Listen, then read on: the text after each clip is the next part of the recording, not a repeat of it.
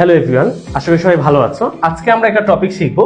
আমাদের ইংলিশে অন্যতম গুরুত্বপূর্ণ টপিক জিরান্ড এবং পার্টিসিপল সম্পর্কে আমরা শিখে নিই। চলো দেখো, জিরান্ড এবং পার্টিসিপল জিনিসটা কি আমাদের আগে এটা জানতে হবে। যখন ভার্বের সাথে আইএনজি যুক্ত হয় এবং এটা নাউনের কাজ করে, অর্থাৎ কি বললাম, ভার্বের সাথে আইএনজি এবং সেটা নাউনের কাজ করবে, তখন সেটা হবে জিরান্ড। আগে এটা আমাদের জেনে থাকা দরকার। যখন আমরা এক্সাম্পলে যখন এটা আমরা প্র্যাকটিস করবো তখন এটা ইজি হয়ে যাবে।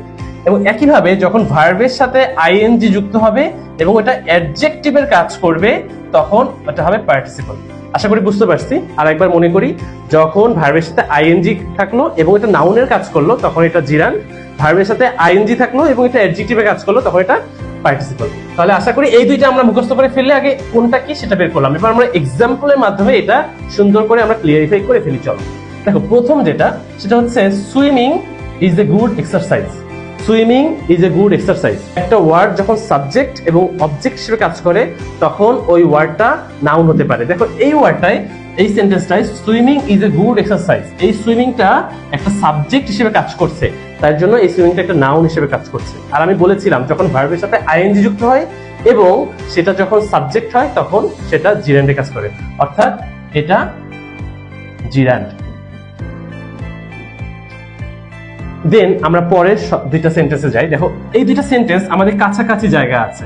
বলছে I saw A swimming pool এবং একইভাবে I saw A swimming girl, অর্থাৎ আমি একটি পুল দেখেছিলাম যেটা সুইমিং পুল, আমি একটি গার্ল দেখেছিলাম যে মেয়েটা সাঁতার কাটছে। এই দুইটা সেন্টেন্স খুব কাছাকাছি এবং সবচেয়ে বড় সমস্যা হচ্ছে এর মধ্যে একটা জিরান্ড এবং একটা পার্টিসিপল। একই রকম দেখতে এবং জিরান্ড এবং পার্টিসিপলের এই পার্থক্যটা আমাদের বুঝতে হলে একটা ছোট্ট একটা ট্রিকি উপায় আমরা সহজে এটা বুঝে নিতে পারবো। চলো আমরা এই জিনিসটা শিখে নিই।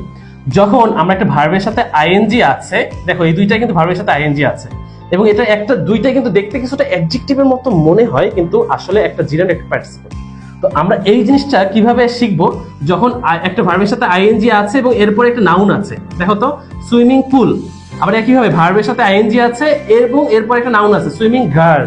যখন আমাদের এইরকম থাকবে তখন আমরা সহজে একটা সিস্টেমে শিখবো। দেখো এই যে নাউনটা আছে এইটা আগে লিখবো পুল, একইভাবে এইখানে যে নাউনটা আছে লিখলাম গার্ল। এবার আমাদের এটাকে বলা হয় ইজ এবং ফরের নিয়ম। কি বলেছি? ইজ এবং ফরের নিয়ম। এবং এইখানে যে ভার্বটা ছিল যার সাথে আইএনজি যুক্ত, সেই আইএনজি যুক্তটা ভার্বটা আমরা লিখে ফেলি। তাহলে এখানে পেলাম পুল, এখানে সুইমিং, একইভাবে গার্ল এবং সুইমিং। আমাদের কাজ হচ্ছে ইজ এবং ফর বসাবো মাঝখানে। আশা করি বুঝতে পারছি। আরেকবার দেখি, যখন একটা বাক্যে ভার্বের সাথে আইএনজি যুক্ত এবং তারপরে একটা নাউন দেখলাম, ভার্বের সাথে আইএনজি যুক্ত তারপরে একটা নাউন দেখলাম, এই ক্ষেত্রে আমাদের একটু ক্লিয়ার করতে হবে এই যে লাস্টের নাউনটা আমি আগে লিখলাম, এই যে পুল লিখলাম, গার্ল আগে লিখলাম এবং যে ভার্বের সাথে আইএনজি যুক্ত ছিল সেটাই পরে লিখলাম। এবার আমি দেখবো এই যে সেন্টেন্সটা আমি এখানে তৈরি করছি, এখানে ইজ দিয়ে এটা সেন্টেন্সটা সুন্দর হয়, ঠিকঠাক হয়, নাকি ফর দিয়ে এই সেন্টেন্সটা ঠিকঠাক হয়। আমি যদি দেখি পুল ইজ সুইমিং নাকি পুল ফর সুইমিং, তুমি যদি ভাবো পুল ইজ সুইমিং মানে পুল সাঁতার কাটছে, তুমি কখনো কি কল্পনায় ভাবতে পারো একটা পুল সাঁতার কাটতেছে? এটা কি সম্ভব? সম্ভব না। তো সেক্ষেত্রে এখানে পুল ইজ সুইমিং হয় না, কিন্তু পুল ফর সুইমিং, অর্থাৎ পুল সাঁতার কাটার জন্য। তো যখন ইজ দ্বারা একটা সেন্টেন্স কমপ্লিট হবে তখন এটা হবে পার্টিসিপল, এবং যখন ফর দ্বারা একটা সেন্টেন্স কমপ্লিট হবে তখন এটা হবে জিরান্ড। তাহলে তুমি আমাকে উত্তর দাও, দেখো পুল ইজ সুইমিং হয়েছে নাকি পুল ফর সুইমিং হয়েছে? যেহেতু এখানে পুল ফর সুইমিং হয়েছে তাহলে দেখো I saw A swimming pool, এই সুইমিংটা হবে তুমি বলো জিরান্ড, কারণ পুল ফর সুইমিং। আবার একইভাবে আমি যদি দেখি I saw A swimming girl, এই কি গার্লকে আগে লিখলাম আমরা এবং সুইমিংকে পরে লিখলাম, তুমি বলো গার্ল ইজ সুইমিং নাকি গার্ল ফর সুইমিং? ইজিলি তুমি অ্যান্সার করতে পারছো যে গার্ল ইজ সুইমিং মানে মেয়েটা সাঁতার কাটছে। মেয়েটা কিন্তু সাঁতার কাটার জন্য নয়, বরং মেয়েটা সাঁতার কাটছে।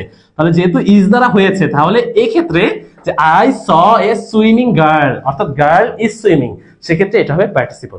আশা করতে বুঝতে পারছো। পরের এক্সাম্পলটা তোমরা নিজেরাই পারবা সেম ভাবে, একই রকম একটা example, the old man has a walking stick. আগেরটার মতো মিলছে কিনা দেখো, একটা ভার্বের সাথে আইএনজি আছে এবং তারপর একটা নাউন। আমি আগের মতো বলেছিলাম দেখো, ভার্বের সাথে আইএনজি এবং তারপরে যদি নাউন থাকে তাহলে সেক্ষেত্রে এই নাউনটাকে আগে নিব এবং এই ভার্বের সাথে আইএনজি যেটা সেটাকে পরে নিব। তাহলে নিলাম স্টিক, এবার ওয়াকিংটা পরে নিলাম। এবার তোমাকে বলেছিলাম ইজ এবং ফরের নিয়মে ইজ এবং ফর কোনটা দিলে ক্লিয়ার হচ্ছে? দেখো স্টিক ইজ ওয়াকিং নাকি স্টিক ফর ওয়াকিং, তুমি অ্যান্সার দাও। স্টিক ইজ ওয়াকিং কোনোভাবেই হবে না, কারণ স্টিক তো নিজে নিজে হাঁটতে পারছে না, অর্থাৎ স্টিক ফর ওয়াকিং। যেহেতু আমি স্টিক হাঁটার জন্য ব্যবহার করছি, তাহলে এক্ষেত্রে কিন্তু এটা স্টিক ফর ওয়াকিং। আমি বলেছিলাম ফর হলে কি হবে? ফর হলে হবে জিরান্ড, সেক্ষেত্রে এই ওয়াকিং যেটা এটা হবে জিরান্ড। আশা করি বুঝতে পারছো। পরের যেটা এই 5 নাম্বারের এই 5 নাম্বার যেটা, এটা কিন্তু তোমরা অ্যান্সার দিবা। আমি জাস্ট একটু তোমাদের কাছে একটু সিম্পলিফাই করে দিচ্ছি, এটা কিন্তু তোমাদের অ্যান্সার দেওয়ার জন্য আমি কমেন্টে রেখে যাচ্ছি। বলতে হবে a rolling stone gathers no moss. A rolling stone gathers no moss. দেখো রোলিং এরপরে কিন্তু একটা স্টোন আছে, অর্থাৎ একটা নাউন আছে, ভার্বের সাথে আইএনজি তারপরে নাউন। সেক্ষেত্রে ইজ এবং ফরের নিয়ম দিয়ে তুমি কমেন্ট করতে পারবা এবং আমি এটা দেখবো, চেক করবো যে কে কোনটা সঠিক অ্যান্সার দিয়েছে। এটা তোমার জন্য রেখে দিলাম। তো আমরা সাধারণত জিরান্ড পার্টিসিপলের ক্ষেত্রে দেখি বেশিরভাগ প্রশ্ন এরকম ইজ এবং ফরের নিয়ম দিয়ে, মানে অর্থাৎ এরকম দিয়ে করা সম্ভব।